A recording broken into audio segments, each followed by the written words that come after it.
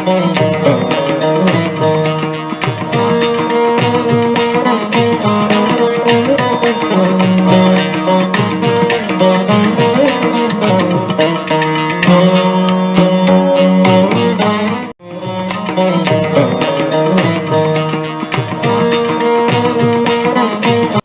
all my viewers, in particular the legal fraternity,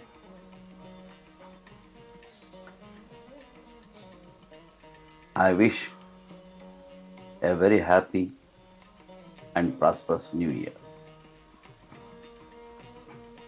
And also, in advance, I would like to take this opportunity to wish a very happy Pongal, in other words, happy Sankranti. Through this channel, I want to share my experience and knowledge which I gained by virtue of an employee of the bank wherein I have served more than 20 years in various departments, in particular loans and advance. Though I studied and born and brought up at Mysore, I studied my schooling in Madhuri Shala, Bonamaya School, and also the pre-university, also the PUC. I studied in JSS College. Subsequently, I completed my graduation in D. Bonamaya College. Later, I joined Vidyavartaka Law College, Mysore, wherein our present Chief Minister, Sri Siddharamayya, was a teacher who used to teach the law of torts.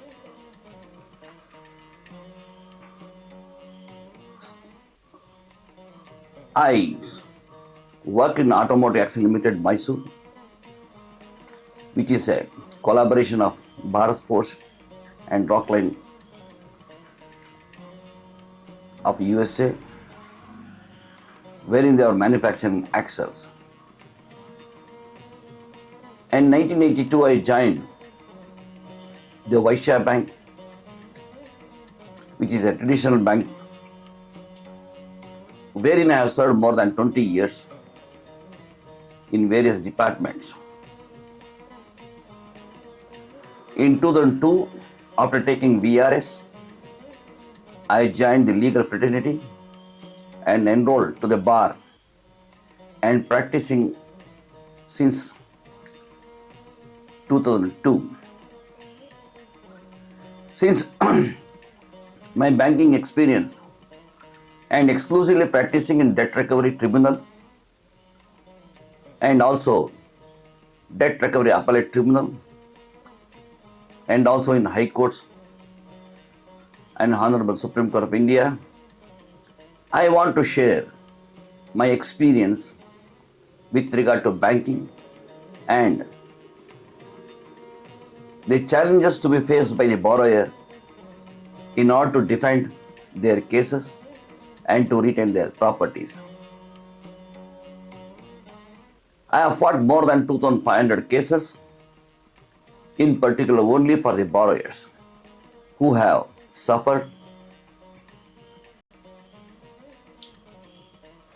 in the recovery proceeding initiated by a bank under the pretext of recovery and under the pretext of safeguarding the public money, but ignoring their lenders' liability and public policy. Many of my legal fraternities who are situated far off places like Bidar, Gulbarga, Raichur, Mangalore, Karwar, Kollegal, Maddur, Mandya, and other far off places of Karnataka,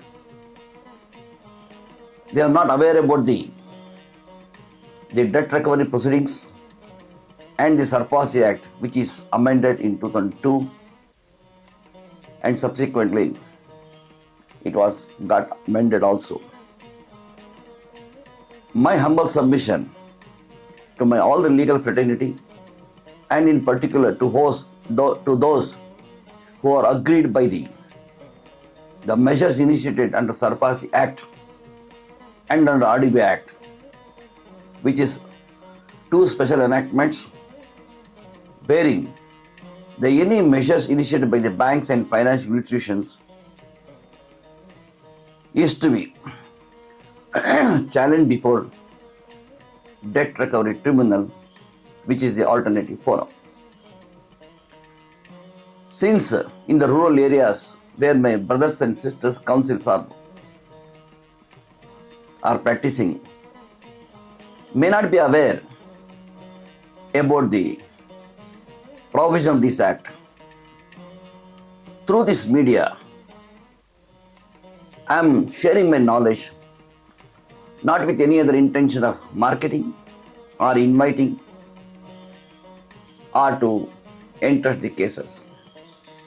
My respectful submission to all my legal fraternities and to the borrowers in general to consult your own advocates, to whom you know, to whom you trust, because this is such a noble profession where your future, your family, your industry and your employees are all depending on the outcome of the judgments. If any mistake is committed by a doctor, that may affect your health or your body, whereas a legal practitioner, if he commits any mistakes while discharging his duties, not with ignorance or some of the facts may not be placed before the court, and court also is not expected to know all the facts and the question of law involved in this. As a court officers, we have to assist the courts in placing all the facts. Thereby, the court says one should approach the court with clean hands, because in our democracy, in our legal system, no one is above law. We have to abide the orders passed by the law. As an abiding citizen of this country, your duty, prime duty, is to place all the facts and exchange without suppressing any of the facts to your advocates and counsel, who can fight your case or defend your case and try to get justice. That is one aspect. This Sarfarsi Act is a special enactment wherein any borrower commits any default, the bank, in order to safeguard the public money, issues the demand notice. That is, demand notice issued under section 13(2) of the Act, wherein 60 days notice is given to the borrower, guarantor and mortgagor. Further, if you don't repay that amount within 60 days or fail to raise your objections,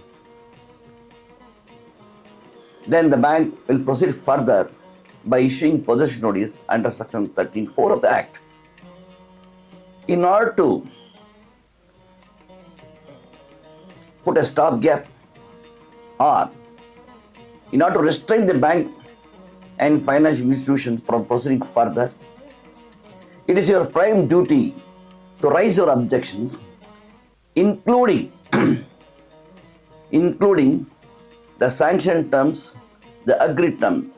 Suppose if the loan is sanctioned under CGTMC scheme or MSME, you request the bank to reschedule the loan account and approach them for settling the account under OTS scheme, or restructure the loan account or rephrase the loan account. In my next episode, I'll further discuss about other aspects. Thank you very much for viewing this.